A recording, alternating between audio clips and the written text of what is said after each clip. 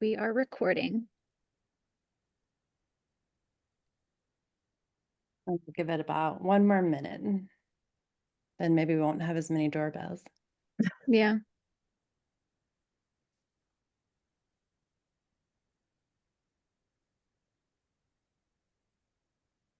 In the meantime, if you haven't accessed the digital program already, you'll see that QR code there. You can go ahead and open that up. We'll be dropping some links in a few minutes too.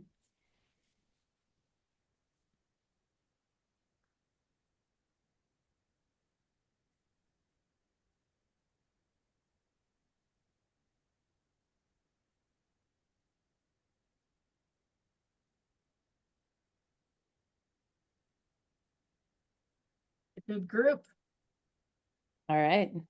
Well, my watch says 4:03. Though we determined that was a minute early, so we'll wait until it says 4:04 and start.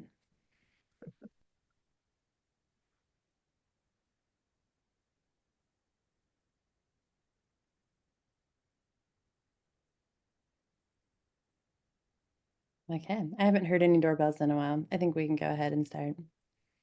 Hello, everyone. Welcome to the inaugural Tyler Center for Global Studies Virtual Summit. We're so thrilled to have you all here.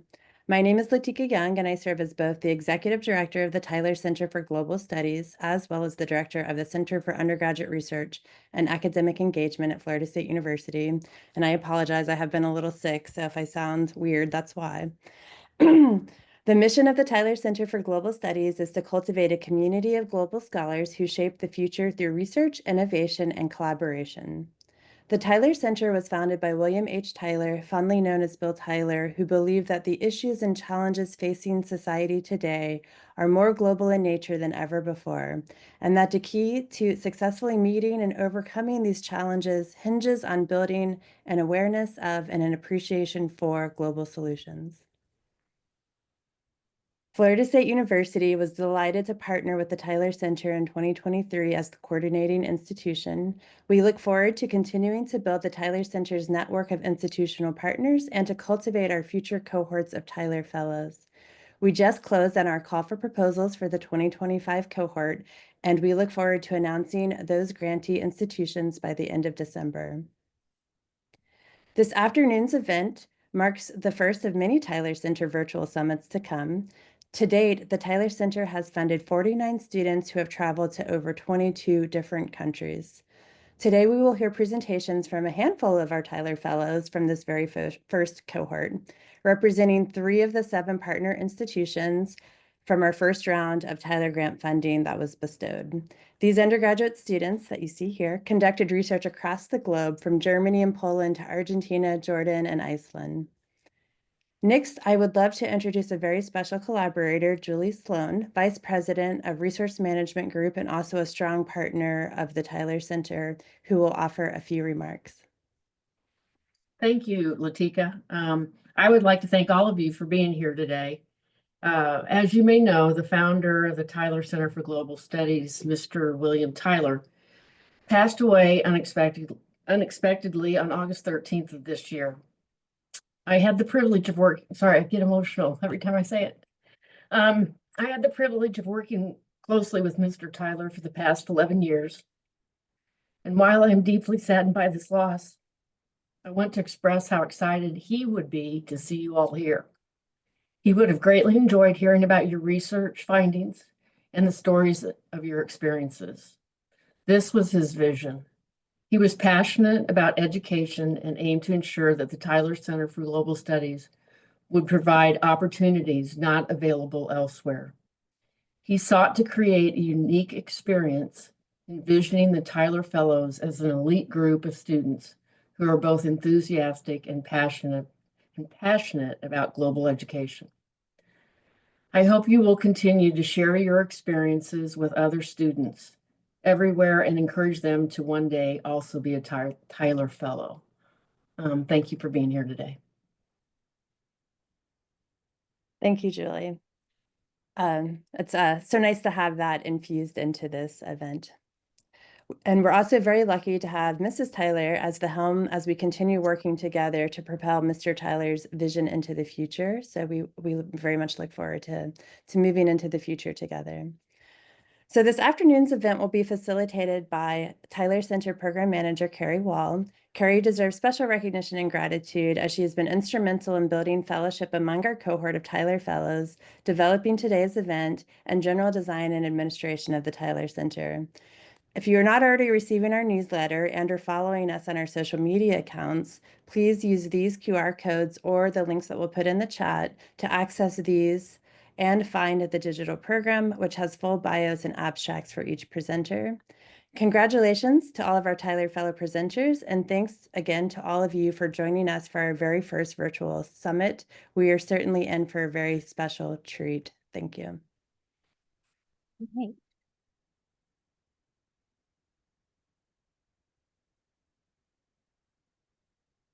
Okay, well, thank you, Latika and Julie, and everyone in attendance today supporting the Tyler Fellows and the Tyler Center.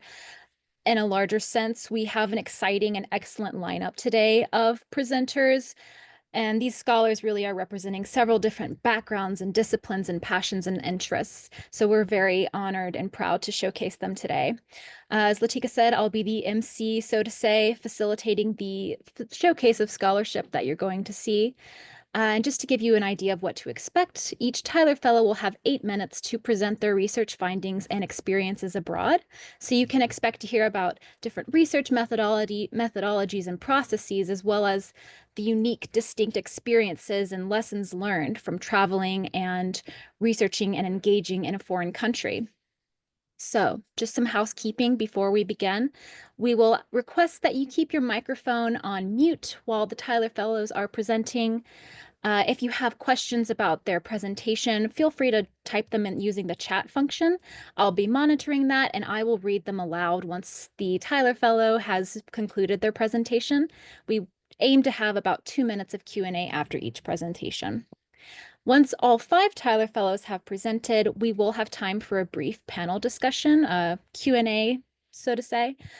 So this is where you can ask follow-up questions or share any insights or experiences with the Tyler Fellows. So without further ado, I'll introduce our first presenter, Sarah Brophy from Florida State University. Sarah, you can go ahead and share your screen. Thank you so much. I'm so honored to be here today and present my research, which wouldn't have been possible without the Tyler Center. So my research is about privileged mixed marriages in Nazi Germany. It's named The Privileged Ones: How Women's Courage in the Fight for the Next Generation Saved Their Jewish Husbands in the Holocaust. I was able to go to Halle and Berlin in Germany, which allowed me to both learn more of the German language, German culture, do a full immersion, along with actually being able to go to the Bundesarchiv, which is the Federal Archives. Here's just a very small snapshot of what my life looked like in Germany, and the really rich, deep culture and appreciation the country has for its history. So going into a little bit of the background of my thesis, how I kind of got started on it is I was working with a professor who was doing research into intermarriage, and we realized that all of the literature stated the distinction of intermarriage of privileged intermarriages was made. Privilege means you got to stay in your home, you have full food rations, and it provides you a safety net so that your family isn't going to be deported as the Nazi regime kind of starts to tighten measures on the Jewish people of Germany. So to be in this privileged marriage, you have to be an Aryan man married to a Jewish woman. It doesn't matter if you have kids or not. Or a Jewish woman an Aryan woman married to a Jewish man with children. So really the only people left out of this equation are Aryan women married to Jewish men. And that's the whole order. Like it stops there. So what I really wanted to do is go to Germany, because there's a systemic lack of digital archival work, and find out why is this and what does it kind of say about larger German culture, how we kind of view women in Western society, what does it say about authoritarian regimes and how they view women in the in group versus the out group. And to understand this, it's also understanding how big of a phenomenon intermarriage was in Nazi Germany. Why do the Nazis even care about this at all? And we see that within the Jewish community, almost 50% of them by the time you hit 1933 are actually marrying with outside of their communities. So this leaves about a couple 100,000 people, Germans, who are quote unquote Mischlinge, which means mixed race, or technically it directly translates to like mongrel. And this is a huge issue for the Nazis because, frankly put, they have no idea what to do with these intermarriages or these children. So we see by 1939, which is when the distinction of privilege takes place, you have 20,000 mixed marriages. And as you can see, it averages about 2 children per marriage. And the other confounding factor here is that in mixed marriages, the children tend to be raised either agnostic or in a Christian religion, which technically would make them more Aryan and allow them to better assimilate into German culture as a whole.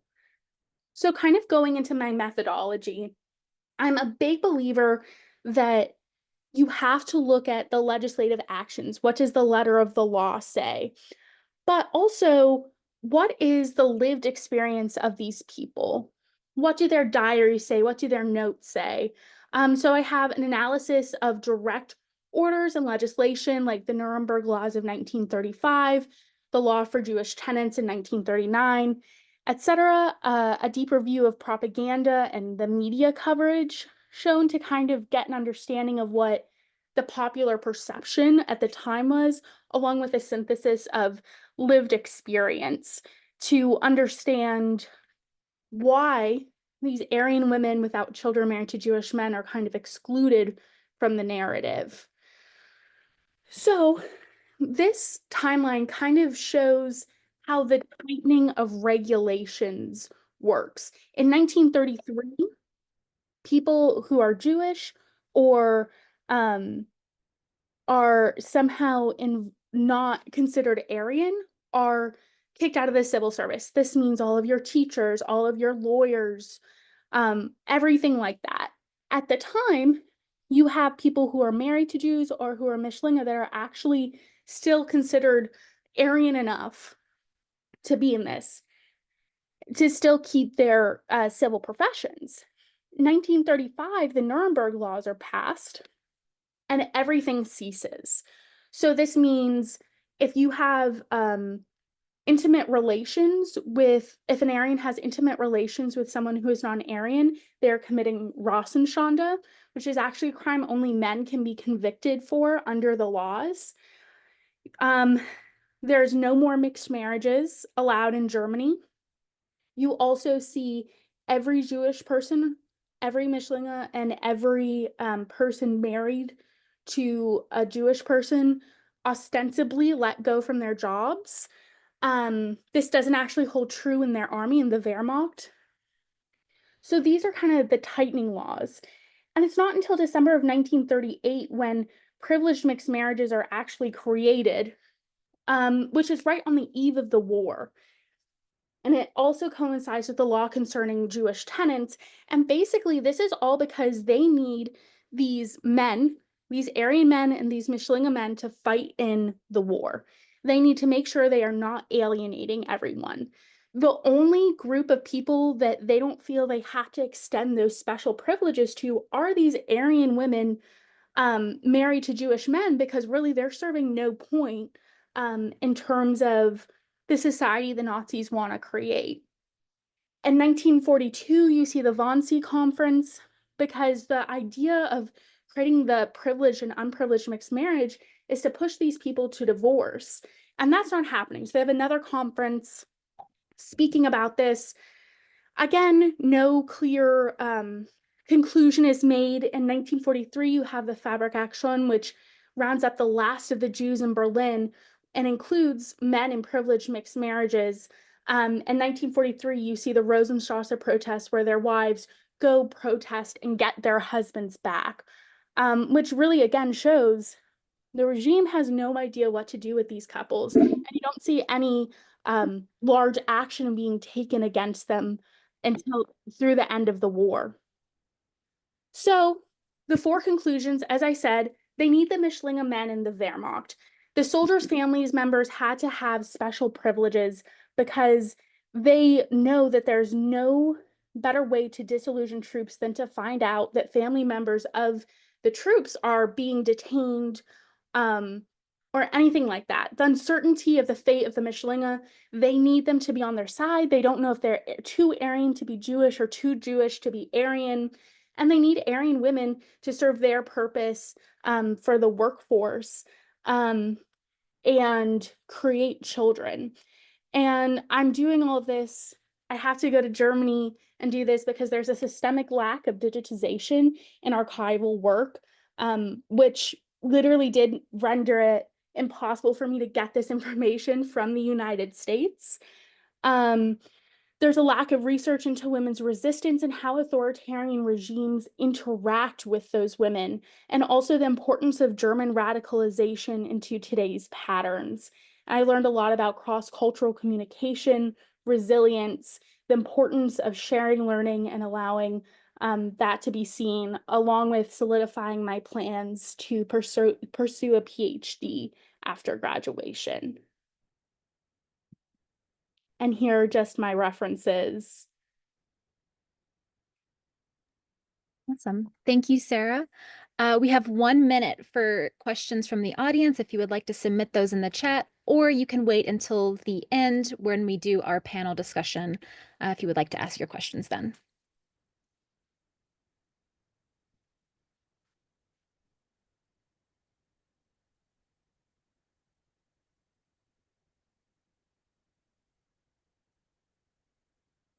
We have 1 more minute.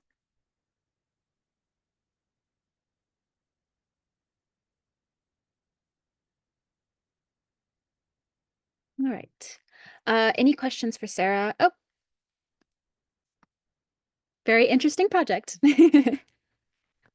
We'll move on to our next presentation. Again, any questions for any of the presenters can be asked during the panel discussion as well. So, our next presenter is Jade Gaither. She conducted her research while she was enrolled in one of our partner institutions, Austin Community College, but she has since enrolled at the University of Texas at Austin. So Jade, if you want to, you can go ahead and share your screen and begin your presentation. Okay, awesome. I am going to do my best sharing my screen here. I'm not the most techie person, but I practiced earlier, so we should be good. Okay, did that work? We got it.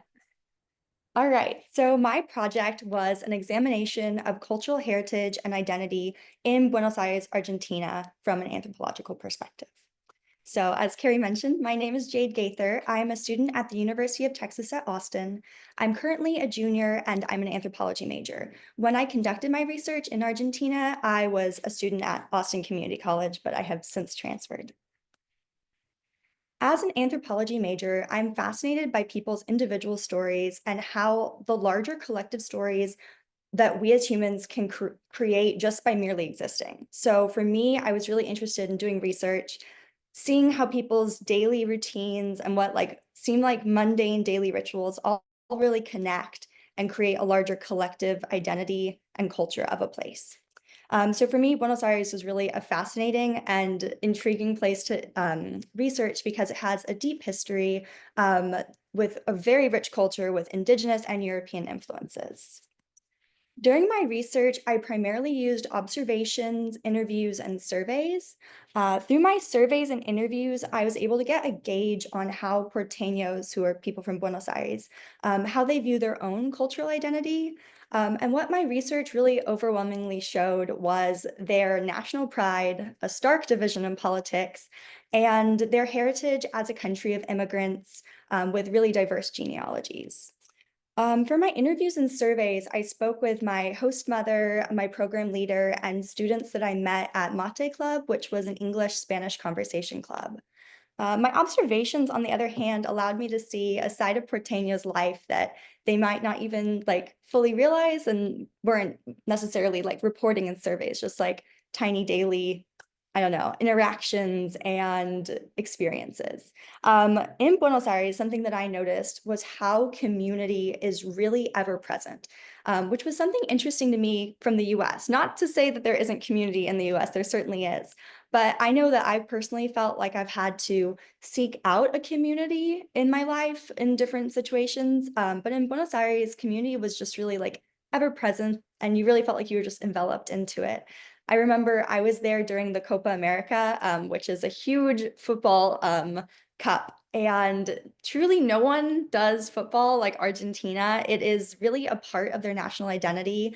They're a very sports-centered culture, but that ties back to their community-centered ideals and emphasis, because sporting matches like football and polo, those are both ways for people to come together and create, fellowship. And that was something that I thought was really interesting to see how their community-based culture really is ever present throughout different things in their daily lives.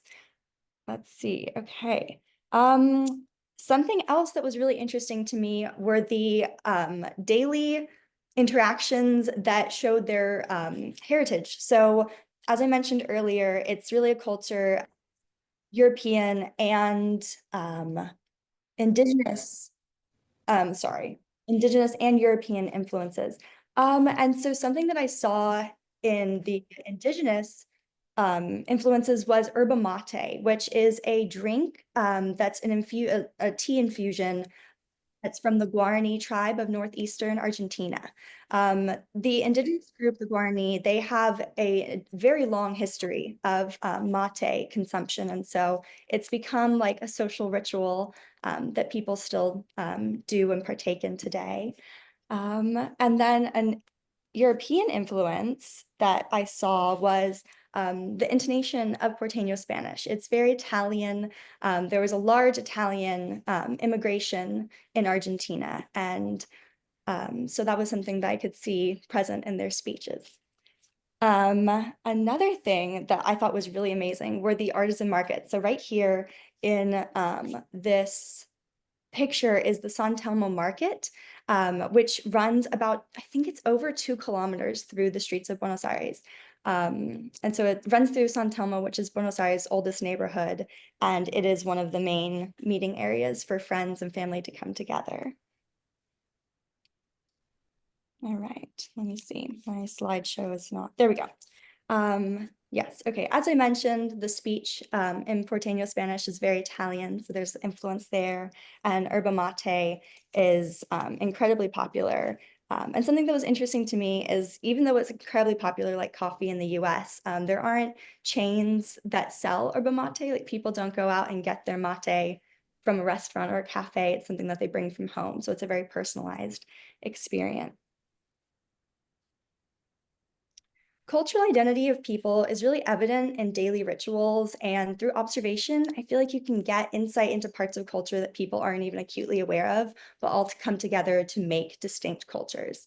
So for my research project, since I was examining cultural heritage, I was drawn to international research because I was really interested in expanding my perspective of the world and my understanding of other cultures. I truly believe that by looking at people's individual stories and experiences, it really creates like threads that come and weave together to create like a tapestry of humankind and human experience. I think something that will really stick with me for my whole life was the last view of the city that I had, called my home for the last few weeks. And I was leaving the city in the very early morning on my way to the airport, and I looked up out of the car window and I saw the Obelisco, which is right here in this picture. And I remember it was bathed in these beautiful prisms of blue light, the same shade as like the flag that was fluttering in the morning breeze.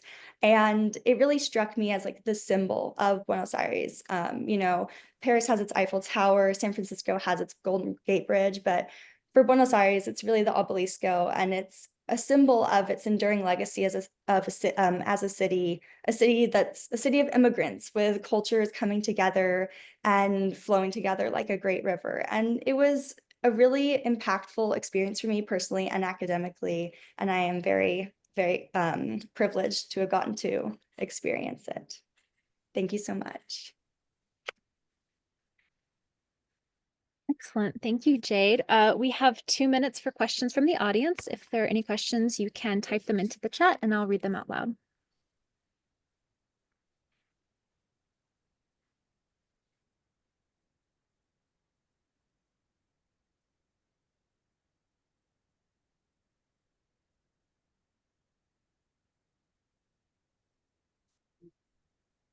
How did you come up with your research question? That's a great question. So I came up with my research question after reading different articles about Buenos Aires and the founding of the city. And so it has a really interesting founding. There were actually 2 foundings. The first version, I guess, of the city was destroyed because of disease and outbreaks of civil war within it. So when they rebuilt, it was really already a city with a lot of different ethnic backgrounds. And so researching that and seeing the different immigration from European countries and still the strong indigenous traditions, I was really interested to see how those different traditions came together and manifested as a distinct culture. And so that's kind of what led me to that. And then I got really excited to learn about people's daily interactions and just how that factors into culture. What was the challenge living in the area? A challenge living in the area was, I would say, the soup day. The soup day was their transportation method or system, their subway, and it was really great and ran on time, but the like different trains were very confusing. I'm from Austin, Texas, and if anyone's been here, you know we have a terrible bus system, and that's about it when it comes to public transport. So for me, learning how to like use public transport was a learning curve. But once I got it, then it was great. One last question from Dave. Would you say the community around football in Argentina is similar to our community around college football, or are there any stark differences? That's actually such a great question. I would say that there are differences. I'm obviously at UT now, and UT football is crazy. But it is to a different level in Argentina. Like I was in La Boca, which is one of the neighborhoods on the river, and it was a day where there was a match between the Boca Juniors and a different team, and there were so like thousands of people in the streets the whole day.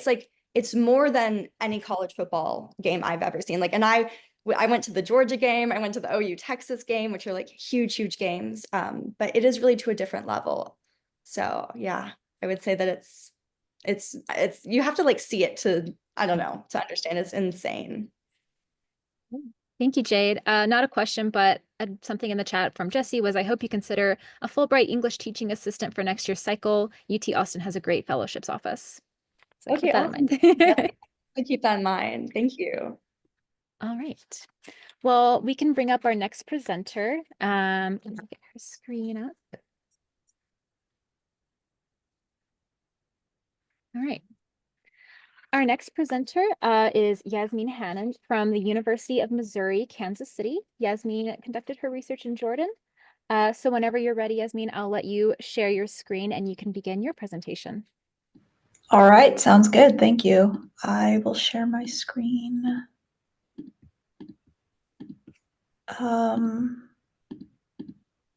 Now, okay.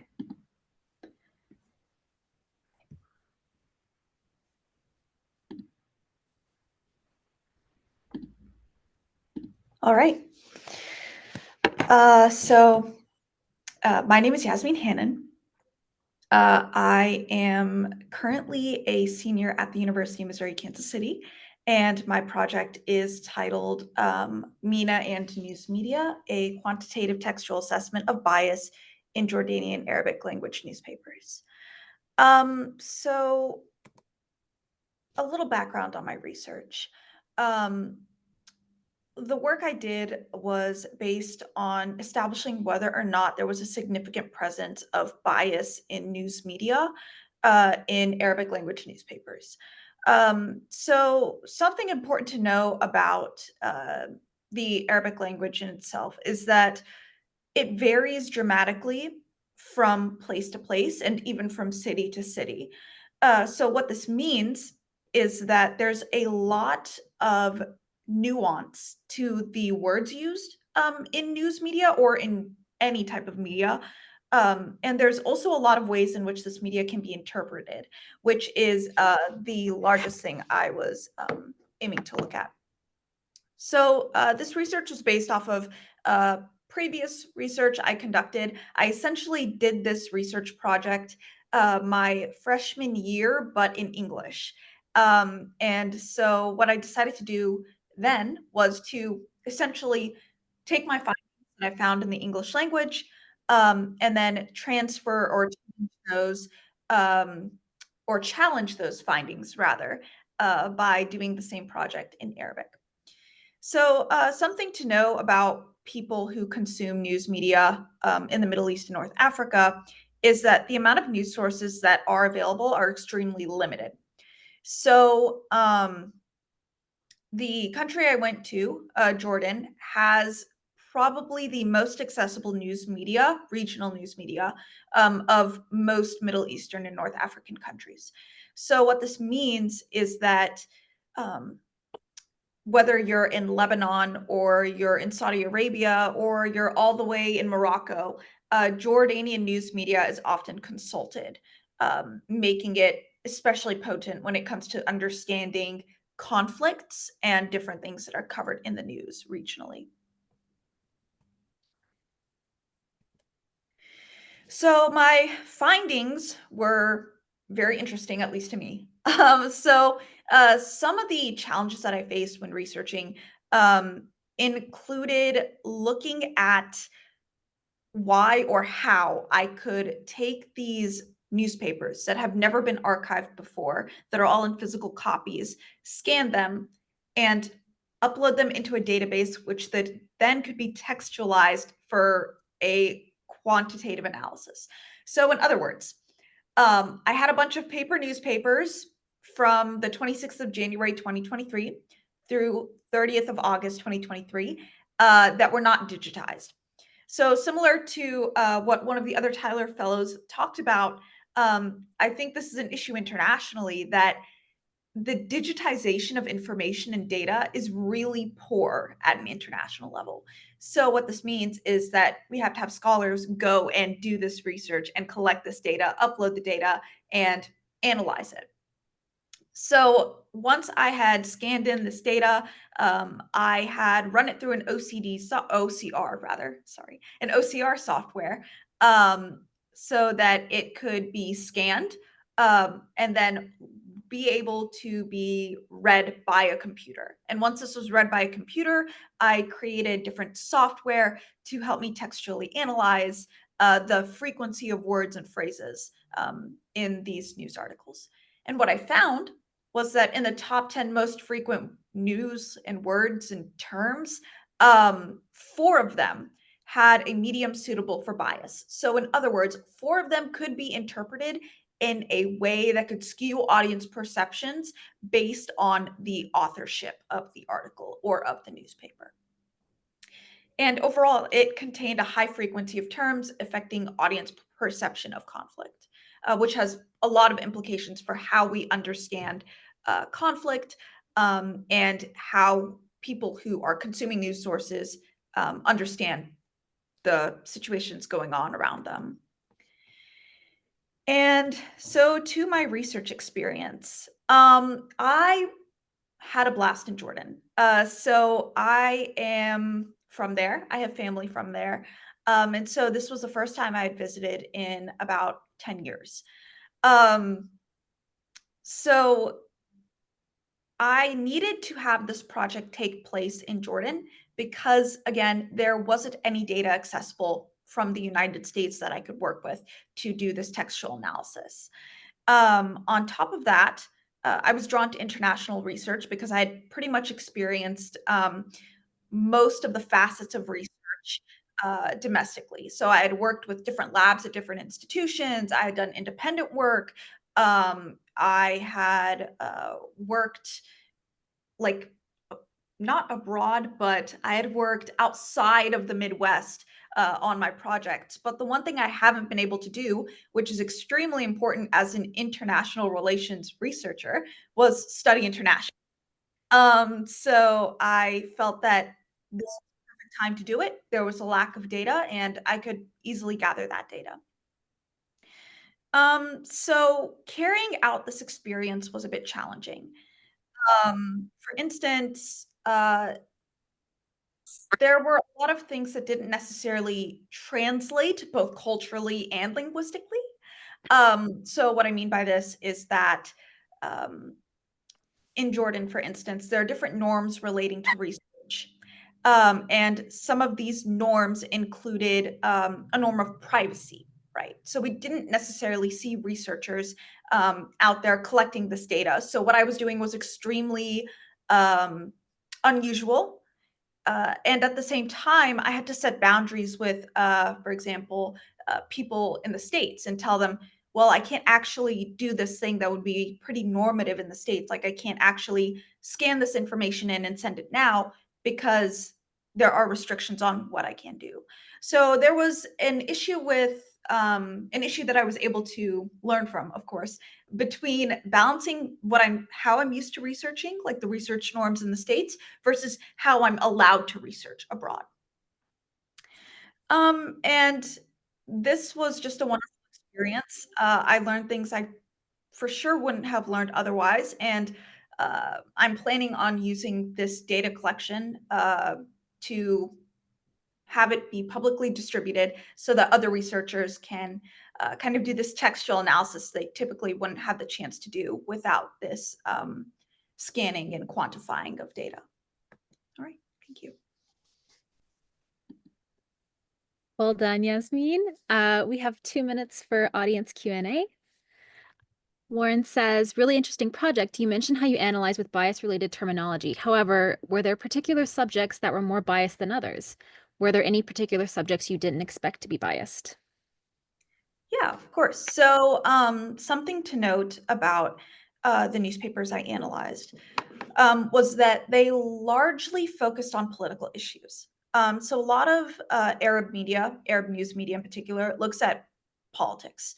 And so the newspapers I used were mostly political newspapers. But with that being said, um, one of the most frequent terms we see, I think it's in the top 20 of terms, is law or constitution. So the ability to use the constitution or the law as a means to excuse certain behavior or to permit certain actions in itself has the capacity to skew bias, right? So if a reader has a perception of the state, right, as being corrupt or whatever else, seeing the justification of an action through the use of the term law or use of the term constitution leads to them losing an increasing amount of trust in that governmental process, if that makes sense. We have time for one more question. I think for Sarah and Yasmin, why do you think the research hasn't been digitized yet? Is there a resistance? And if so, why? So at least on my behalf, there is a resistance. Reasons as to why, no clue. So it's much more nuanced than it sounds, right? So the way we perceive news in the United States is we perceive it as open access, right? If we can access it and we can read it, then it's for our consumption. News in other countries is much more, for lack of a better way of saying it, risky, right? So if you have the publicized information about your state being read globally, widespread online, that sense of privacy towards like a regional issue pretty much disappears. So something that Middle Eastern and North African news sources at least prioritize, and their governments, of course, prioritize, is that sense of domestic control over domestic issues. They don't necessarily want to publicize everything that's going on. If I'll just hop on. I'll second that. I think when it comes to older documents, the first hurdle is always kind of the amount of funding, because it takes a lot of man hours to digitize everything, and not many people are willing to do that for free. To be completely honest, the other thing in Germany is they have really tight privacy laws, because from like 1935 until 1989, especially East Germany was always under some type of surveillance by a secret police. So it just makes them very reticent to like allow such open information when it has to do with individuals. And the other part about it is when you're looking at like the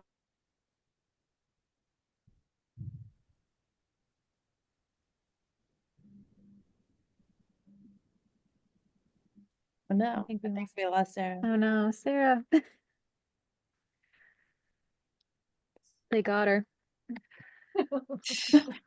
Well, hopefully she'll be able to elaborate on that at the Q&A. All right. Next presentation, let me share my screen. We have Kieran Stenson. Kieran is another Florida State University Tyler Fellow. He conducted his research in Poland. So Kieran, when you're ready to share your screen, let me know and I'll give you the floor. All right, thank you. Let me pull it up really quick. Okay.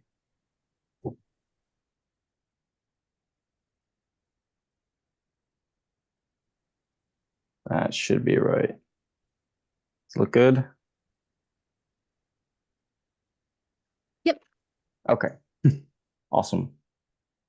All right, well, I just want to thank everyone for being here. And I'll just jump right into my research, which focuses on the rhetoric of the Polish Constitution of 1791. Some background, some historical background, because I think it really helps with understanding the historical context and the importance of the Constitution. So we'll start with the Polish-Lithuanian Commonwealth, which is the state for which the Constitution was created. So you can see a map of it there in Central and Eastern Europe when it existed. So some important features of the Commonwealth were its dominant noble class, which just means that the nobility were by far the preeminent political power in the country. Among the nobility, there was a dominant Republican anti-monarchical ideology. And some of the key beliefs of that ideology were in elective monarchy, as opposed to hereditary monarchy. The liberum veto, which was basically the principle that any one member of the Polish parliament could veto all of its proceedings. So even if it was 300-1, the motion would not pass. And finally, the nobles believed that the Commonwealth was really a republic of nobles, which just means that only the nobility were considered part of the nation. Some important things to note about the Constitution of 3rd May 1791 itself. It was the first written constitution in Europe and the second in the world after the American Constitution. It was the product of multiple movements and figures. The Polish Revolution, which lasted from 1788 to 1792. Enlightened Republicans, which just means Polish Republicans who were inspired by ideas from the European Enlightenment, and they typically called themselves patriots. As well as King Stanislaw August, who was the king at the time during this whole period and did most of the actual writing of the Constitution. The Constitution introduced revolutionary ideas into the Polish political system, things that were very much out of the norm: hereditary and strengthened monarchy, abolition of the liberum veto, and the inclusion of the peasantry in the definition of the nation. So we can see that a lot of these new ideas directly contradicted pre-established ideas of the nobility and would require significant justification and explanation to be accepted. So based on these facts, I developed two research questions regarding the Constitution. What purposes did the Constitution serve? And where and why does it contain strong rhetorical features? So for my methodology, I really followed the basic research steps for conducting historical research, which meant reading a lot of primary and secondary sources to familiarize myself with the historical background, and especially the historiography, so what other historians have written about the topic. Because of the Tyler Center, I was able to travel to Poland, and while I was there, I took Polish language courses, but I also conducted research at the archives there, which was a fantastic, very incredible experience. I compiled documents and writings from the time from the archives of the Jagiellonian University Library, where I was studying, and the Nadolin Library in Warsaw. And finally, I kind of took everything together and used that to work on and write my honors in the major thesis. So next, I just want to share a little bit about my experience in Krakow, because it was definitely the highlight of my research experience, being able to live in the place that I was researching. So you can see there the Krakow Dragon, symbol of the city, some images from the town square, as well as on the right, a building at the Jagiellonian University, where I was studying. My building that my classes were in was not as nice as this one, but I did get to see it. Here's some pictures from the Jagiellonian Library, so the outside and the very blurry student ID that they issued me. That's actually what the picture looked like, which I think is funny. I was also able to go to Warsaw, and on the left there you can see Łazienki Palace, which was the personal palace of King Stanislaw August. And so I found some useful resources there, as well as on the right, the Nadolin Library at the College of Europe in Warsaw, which had some materials that I hadn't been able to access in Krakow. And so that was a huge help to be able to go there as well. So once I had compiled all these sources, I had to examine them and look at them. And so I just want to give you a sense of what that was like. So we can start with an excerpt from a work by a Polish nobleman tackling the question of the peasantry. And so the question he asks is whether or not a peasant in Poland can be considered a man. And he argues that in his present state, he cannot, because he does not possess all the attributes of a man and can be sold as easily as cattle. Moving to debates on the monarchy, which, as we've seen, was likely to be pretty controversial. This Polish nobleman, who was very much on the Republican side of things, argued that a hereditary monarch could incite the serfs to oppress the noble estate. So he's illustrating what he sees as the dangers of strengthening the monarchy. From the other perspective, we have a piece by King Stanislaw August written just before his election, where he argues that the Polish king must be strengthened and have more power, although he does claim that it's not necessary for the monarch to be feared. So you can see that even among monarchists, there's not really any kind of appetite for absolute monarchy. Moving now to the text of the Constitution itself, Article 6 has some pretty dramatic rhetoric. One of the key features is the utter annihilation, as they phrase it, of the Liberum Veto, which is described as being ruinous to society. So this is something that had been around for a very long time, and so it's a major step in altering the political system. Article 4 on the peasantry receives the peasants under the protection of national law for the first time. It references justice, humanity, and Christianity. So you can see they're trying to kind of cast a wide net of justifications and really search for some sort of unity. Article 7 on the king or executive power is very important. The authors of the Constitution argue that a good government cannot exist without an effective executive power, and that neglecting this has overwhelmed Poland with disasters. Furthermore, it says that it's not enough just to strengthen the monarchy, but to adopt hereditary succession to the throne. And to justify this, it notes that the fatal effects of the interregnum, which was the period between elected kings when there was kind of a power vacuum and a lack of leadership. So this brings us to some conclusions, and we can return to those research questions from earlier. What purposes did the Constitution serve? We know that it worked to establish a framework for a system of government, just like really every constitution. But the second thing it does is a little more unique. The Constitution argues for a new vision of Polish government and society. It doesn't just state what would be, it gives reasoning and explanations, which most constitutions don't do. A strengthened and hereditary constitutional monarchy an effective, persistent legislature that couldn't be broken up by the Liberum veto, and a loosening of class restrictions by bringing the peasantry under national protection. Second, where and why does it contain strong rhetorical features? Well, we can see that the strongest rhetoric concerns the changes most likely to be controversial, like Article 7, which argues that the decline of the Polish state is directly tied to the degradation of the monarchy, and Article 6, which abolishes the Liberum veto. Finally, the status of the peasantry required extra justification because land and peasant ownership was how the nobility preserved their livelihood and status. Thus, we can state that the authors of the Constitution focused their rhetoric where it was needed to convince their audience the most. So that's all that I'd like to talk to you about today. I just want to thank my research mentor, Dr. Grant, as well as the Tyler Center for funding this experience, and of course, all the million people that have helped me and supported me in some way outside of that. If we have time for questions, then I would love to hear any questions. Yeah. Where did your interest in this topic come from? Yeah, I've been interested in Polish history for a few years now, a fairly long time. It's something that is super interesting. If you ever are looking for a weird topic to get into, I highly recommend. But it's also kind of overlooked, especially in historical studies in the United States. And so you kind of get to be a little bit of a pioneer, which is cool, and it has a very unique history.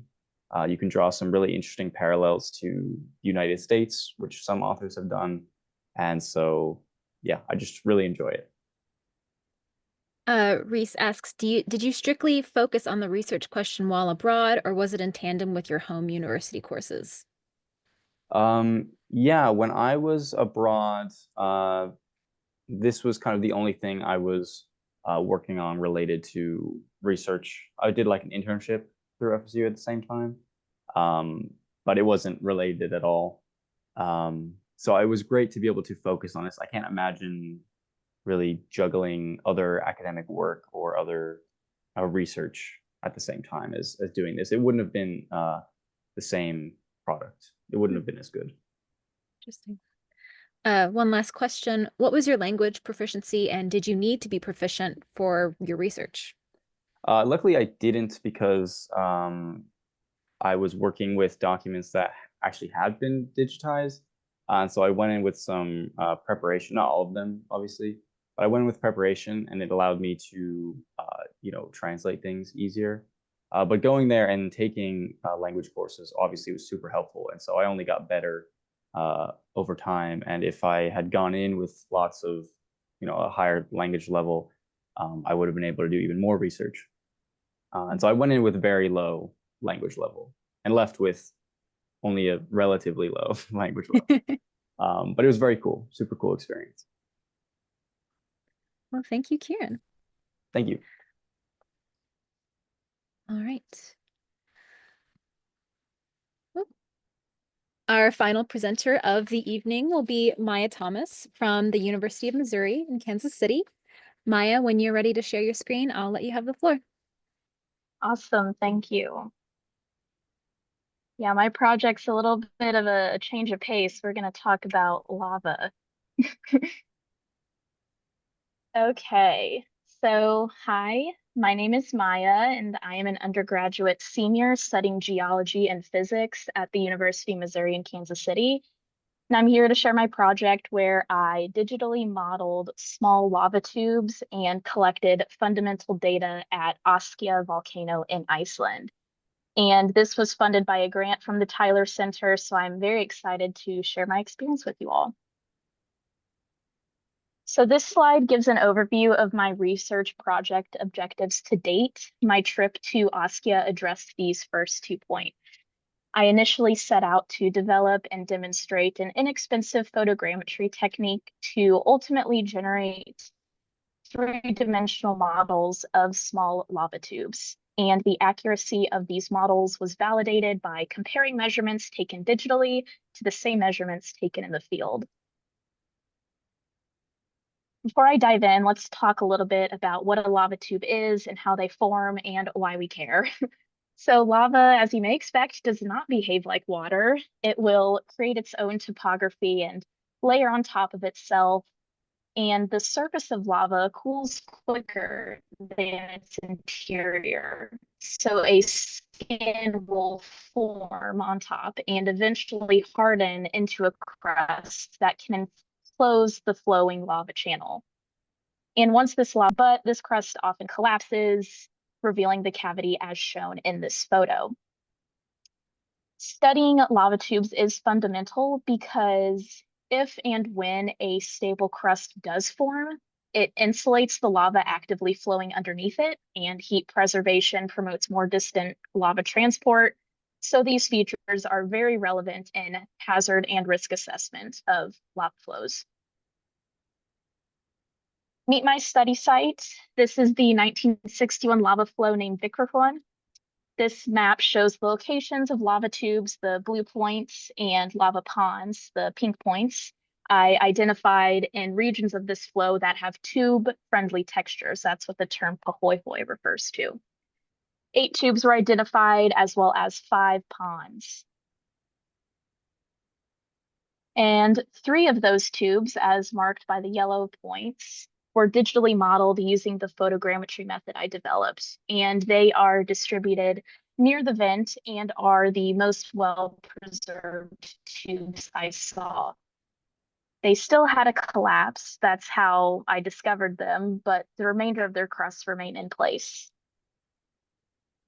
My photogrammetry method involves inexpensive tools and was designed to be executed in relatively small underground environments where using a drone to take georeferenced images may not be feasible, especially since lava tubes are very fragile features.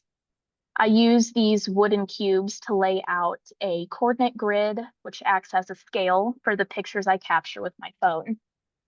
Then I processed the photos and constructed each digital model in a photogrammetry software called Agisoft Metashape. So these are screenshots inside one of my lava tube models. It captures the fairly flat lava floor and lava sickles, as I like to call them, dripping from the roof. And this is a view down a secondary branch, the bottom right image, which is very well preserved, as you can see. And both cavities here continue well beyond the extent of the model. The white indicates lack of data. So this tube's crust thickness is 27 centimeters, its max height is 100, and its max width is greater than 200. And these dimensions measured digitally reflect field measurements very well. The average percent error is less than 11%, not including the link. So that was a very quick rundown of my work at Askia, and I'm happy to answer questions if there are any, but I'm gonna transition into talking about my personal experience. So lava tubes originally drew me in because of their relevance to planetary science. That's my ultimate career interest. But on Earth, I learned that tube transport is an important consideration as hazard forecasting, but it is poorly quantified. Most studies are concerned with relatively large lava tubes, like what you might see in Hawaii. You can fit like entire buildings inside of them since they have a more obvious influence. But small tubes exist too, and they're easier to form, and they can create pretty complex systems like what I saw at Askia. And the timing of this interest is perfect since lava tubes are being seriously considered as being utilized for habitation for astronauts and science equipment on the moon or Mars. So why did I travel to Iceland to study lava tubes? As you may be familiar with already, Iceland is one of the most volcanically active countries in the world. Because of this, a lot of volcanology research in my department takes place here.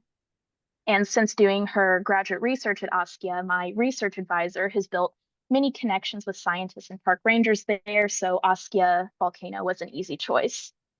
And Askia offers a unique field experience because of how young and remote the lava flow is. It was emplaced in 1961, which in geologic time was like a second.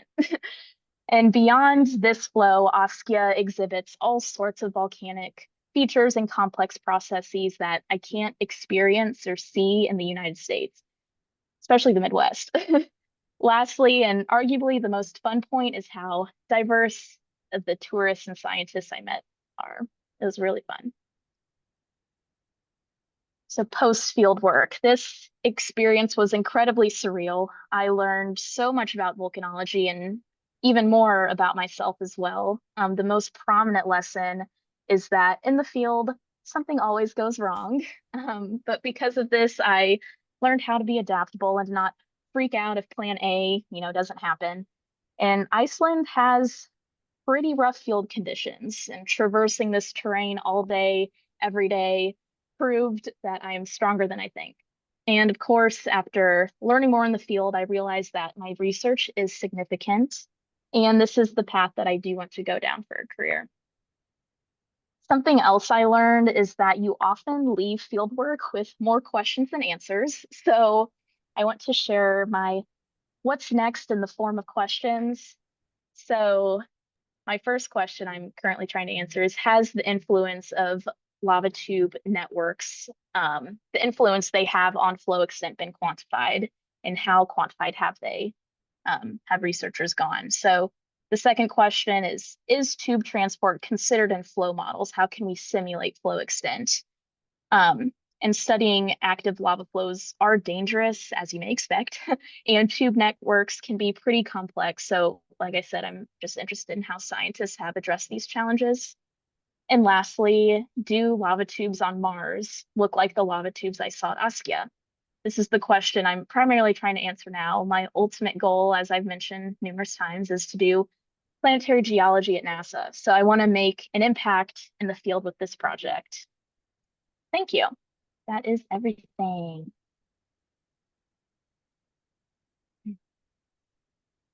All right, Maya, that was terrific. Do we have any questions from the audience for Maya?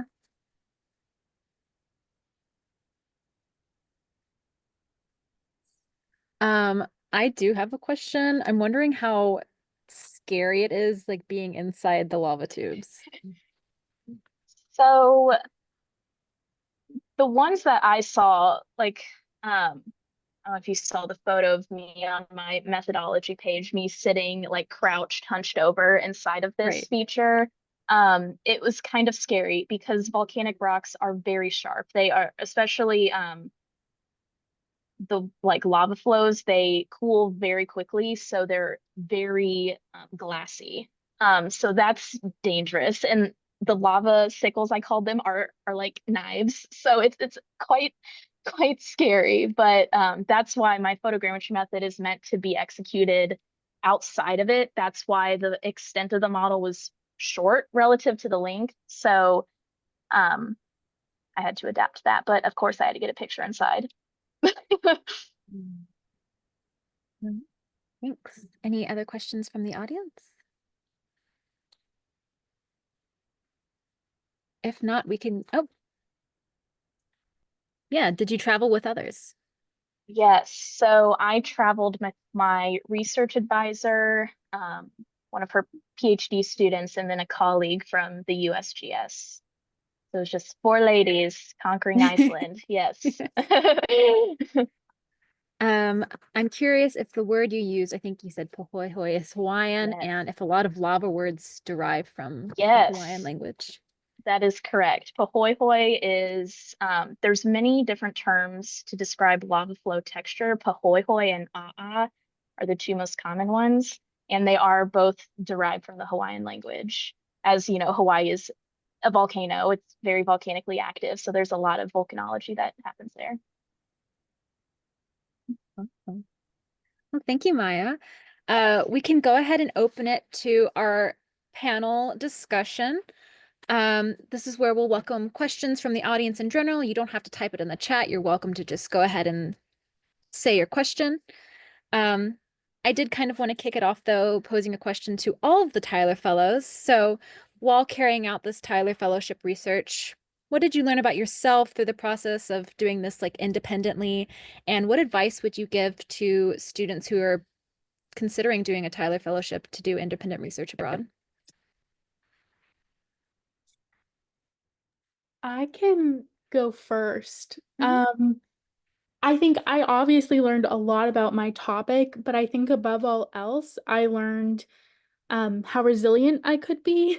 For those of you who know me, definitely know that on my second day in Germany, I did break my foot, um, which was an experience, but I managed to move cities with that, do all of my work, get to the archives, learn German, and really, I feel like I grew a lot as a person.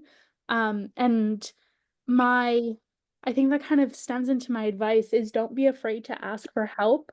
If you're going to go to another country, be super open-minded, be willing to accept, whatever's going to be thrown at you.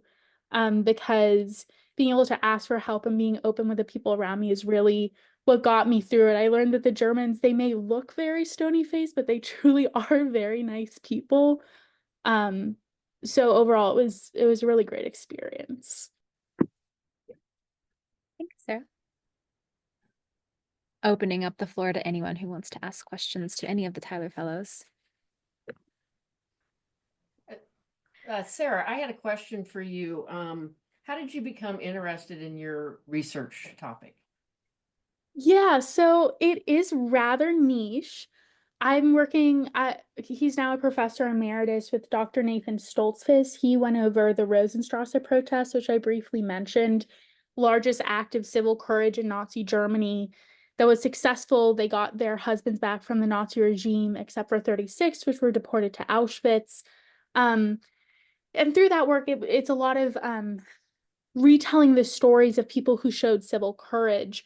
But one of the really important things to understanding civil courage is why do certain forms work? And to do that, you need to know the intent behind those decisions from the authoritarian regime. So when I realized like, hey, this is a huge gap missing in the research, I kind of pursued that independent project.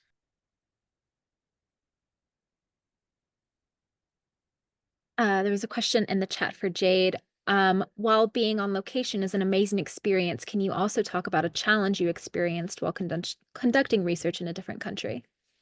Yeah, so that's a great question. I think Maya and Sarah, you've both kind of touched on this a little bit, but I think being adaptable is really important. And I think Maya, you said this, that there's going to be unexpected challenges. Like whatever you expect, something else is going to come up. And so I think it was about a week into my stay, I got really sick. I got a bad flu. And so in the middle or in the moment, I was really concerned about staying on topic with or not staying on topic, staying on timeline with my research.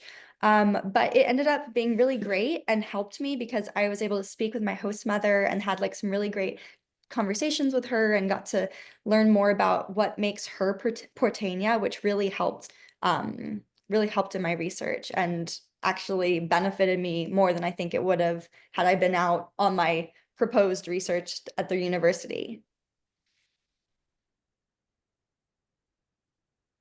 I have another question for the Tyler Fellows. How did the experience of researching abroad influence your perspective on the kind of work you want to do in the future?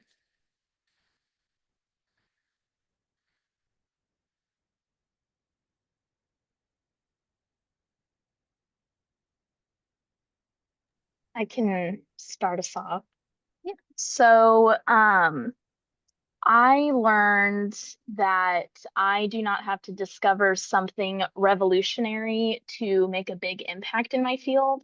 Um, I'm a very competitive person. I began this project wanting to like really do something. But as I continued to learn about my topic and, see different things, I gained more confidence, which made me not feel like I had to prove myself. And that's a big trend in geoscience. I mean, it's physically and mentally taxing. Fieldwork is very hard. Um, so I deal with imposter syndrome every day, but I learned through research that I am capable of doing hard things. And um, like I said, my research is significant, even if I'm just answering, contributing to a question or adding more evidence to what somebody else discovered. Like that is amazing in itself. So I've definitely gained a lot more confidence and like I said, also, this is definitely what I want to do. This solidified what I want to do as a career. Does anyone want to add to that? All right. Sharon asks, for all panelists, do you have plans to continue or expand upon the research that you completed while traveling as a Tyler Fellow? I can take on this one. Part of my summer was also spent learning the German language, and I did that through a combination of teaching English to refugees and learning German at the same time. So through that, I've decided that I do want to pursue a PhD in history, and I want to look at kind of the history and culture of refugeehood post 1945 with a continuation till today to kind of analyze how do the policies post 1945 influence why Germany takes so many refugees today, what kind of sociological factors also go into that. But a lot of it also stemmed from the research that I did because I want to focus on women within that, along with just being able to have the skills to do that archival research is super helpful. And the in-country connections I made by being a Tyler Fellow and being able to be in Germany are absolutely invaluable. I could say some stuff about that.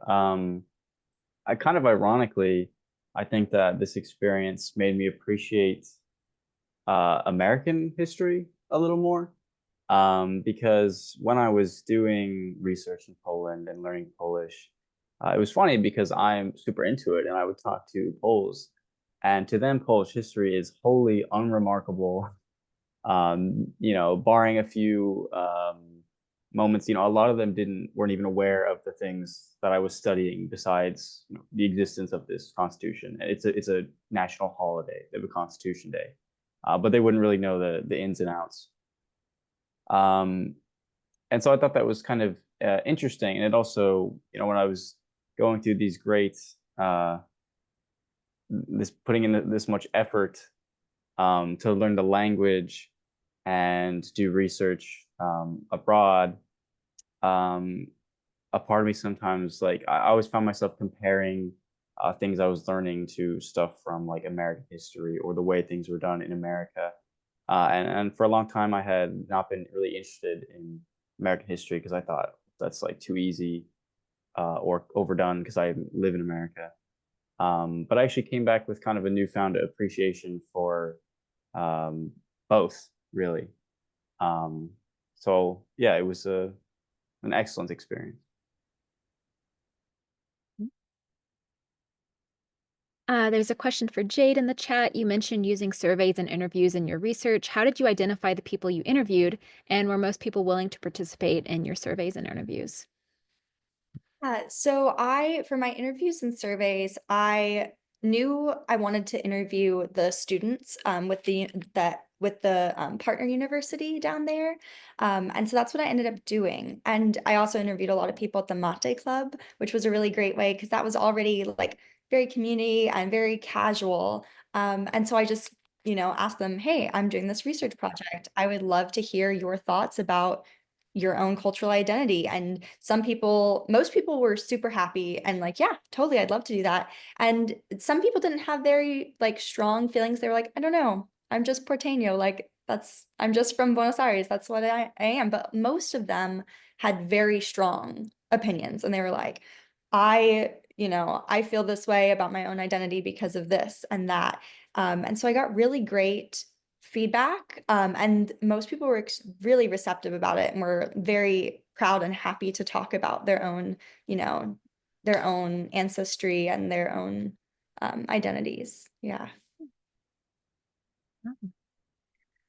For Yasmin, do you think the software program that you developed to identify bias in Jordanian newspapers could also be applied to American news sources? Do you think you would find similar biases? Yeah, no, that's a great question. So the project that I undertook in Jordan is actually based on the American version of the project. So I have conducted that research, I've created that program, that software to analyze bias in Western news media.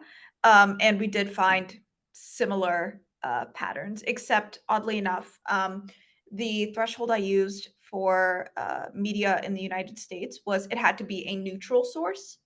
So even in neutral sources, we found that there were, I think, 20% of the content of neutral articles could be interpreted as biased, as containing biased wording. So this isn't just like an international issue, right? This is a domestic issue as well. And I feel like it's super important to recognize that even if we think we're reading a neutral source, right, bias finds a way. The follow-up question was, I'm curious, what do you consider to be a neutral source in Western media? Yeah.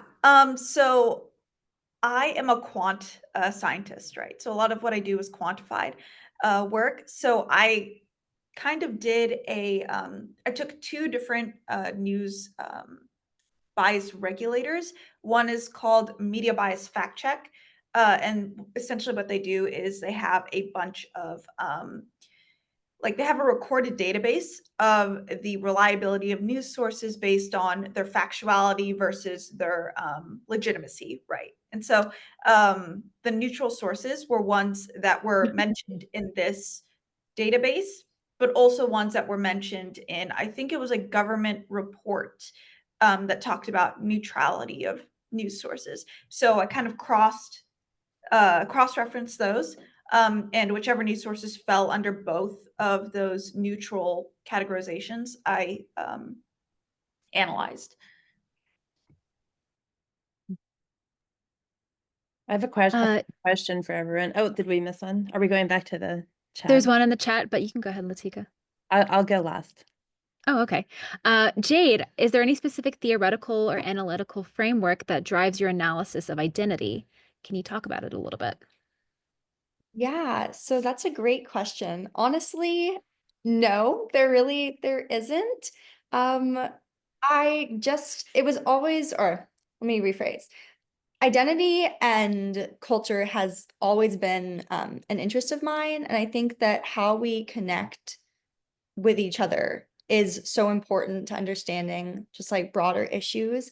And so I think understanding identity is really key in that. And so for me, I just kind of went into it wanting to hear from the firsthand accounts, like hearing about people's self-identity, and then also seeing what my outside perspective, like what I saw, so my own observations. And then I paired that with historical sources. And throughout all of those, I kind of brought it together to, I don't know, come together to what I thought was their own identity. And yeah, that's kind of, I guess to answer your question, I don't have a specific theoretical framework that drives my analysis. Thank you. So mine was going All to right. be more of a fun wrap-up kind of question, maybe. Yeah. So if all of you could travel somewhere next that you haven't been yet, where would you want to go? I have an answer for that. I would love to go to Mexico City. That is somewhere my specific interest within anthropology is actually archaeology. And so my specialty is Mesoamerican archaeology. And there's so much to be learned about in Mexico City and throughout the basin of Mexico. So that would be a really amazing place to go to. I would be super interested in going to Austria. One, for the history. It's definitely distinct from Germany, but it has a lot of German influence and a lot of Italian influence. Vienna is supposed to be absolutely gorgeous. And secondarily, my favorite like time of day in Germany was coffee and Kuchen time, which is coffee and cake time. And in Austria, they have the same thing, but it's the German pastries and the Italian pastries. So I think, between the two, definitely Austria. Need to research how many pastries I can eat. Yeah, I'm getting hungry. What about the rest of you? Yeah, I'll hop in. So I don't actually specifically focus on textual analysis for my research. My research background is much more based in resource conflict and resource wars. So that's what I study mostly. With that being said, a place I would go would be South Sudan, just because that is a place where I have to, where I consistently reference when doing resource literature, and especially literature on resource conflicts and human rights surrounding resource extraction. So I would go to South Sudan. Not as fun as the others, but Important research for sure. I think Maya said she's going to Mars, right?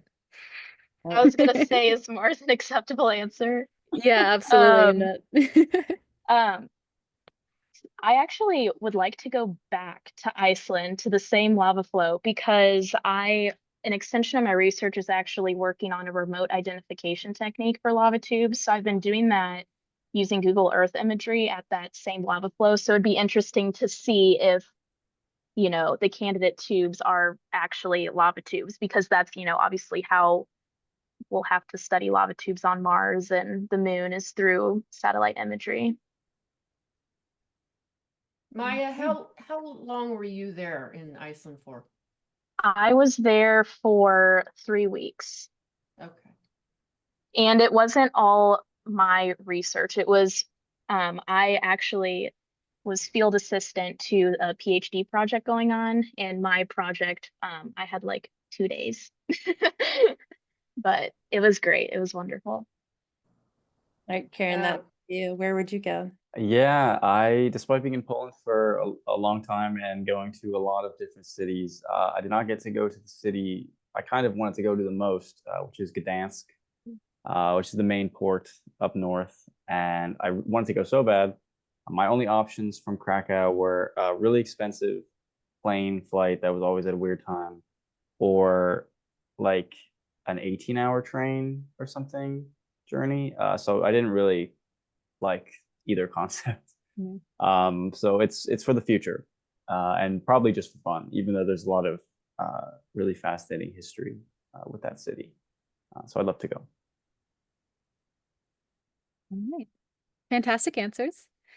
So I think that concludes the first annual virtual summit with the Tyler Center for Global Studies. So round of applause to our fabulous presenters. Yes, digital virtual applause. And thank you for all of the attendees for giving us your time and listening to these presentations. Hopefully you gained some insights. I did put a link in the chat that invites you to stay connected with us, whether that's following on social media or signing up for our newsletter if you're not already on that list. But yeah, we're so happy to have you, and thank you so much again. Bye.